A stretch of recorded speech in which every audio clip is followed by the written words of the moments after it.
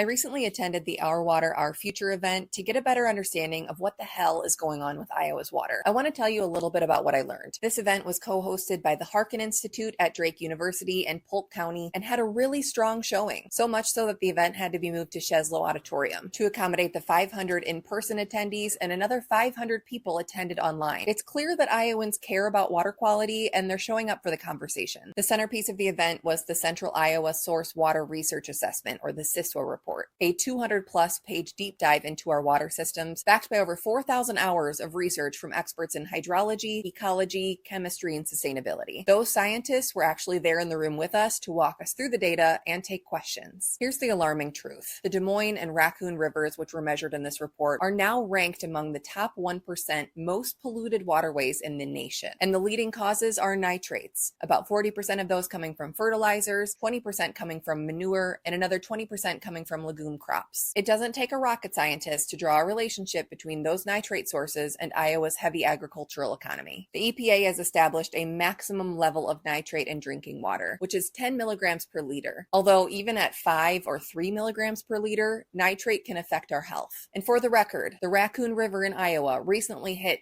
20.55 milligrams per liter. That's more than double the standard, and it's rightfully causing concerns for our health. The scientists also shared how climate and runoff are a dangerous combination for our waterways. Decades of climate data shows intense rainfall and longer dry spells are making Iowa's already vulnerable watershed even more fragile. Heavy rainfall and drought patterns amplify nutrient runoff, which makes its way into our river ecosystems and erodes water quality. Although nitrate levels are a main concern for many Iowans, myself included, when it comes to our water quality crisis, panelists also raised red flags about algal toxins, PFAS or forever chemicals, pesticides, pharmaceutical residues, and dangerously high E. coli levels, some streams exceeding safe standards 60 to 80% of the time. You may have noticed you cannot swim at your favorite lake or beach this summer. This is more than likely why. Iowa is in a full-blown water crisis. It's hurting our health, it's hurting our communities, it's hurting our environment. When asked what could help turn this around for our state, the panel of scientists urged that we cannot fix problems that we can't monitor. Point blank, our government's actions and inactions are making this worse. Effective water policy relies on the collection of data, and right now we are pulling back from monitoring when we should be expanding monitoring. Funding cuts by the state government slashed nitrate sensors statewide from 80 down to 20. This slap in the face to our health and safety severely limits our ability to pinpoint danger zones and measure progress. The event audience and experts seem to overwhelmingly agree that regulation is needed. We need to do more than just float the current voluntary programs that are not helping anybody. Action at the individual, watershed, and state level should include restoring natural buffers, investing in wastewater infrastructure, creating transparent land use databases, and funding real conservation, not just empty pledges to maybe do something. Listen, Iowa's waters are in peril unless the folks in charge at the state level and governor's mansion realize how vital it is for our health, safety, and our futures to take this issue seriously. We need policymakers who aren't receiving campaign donations from the very organizations polluting our land and water. We need science-backed initiatives to lead the way, or else Iowa's future is grim.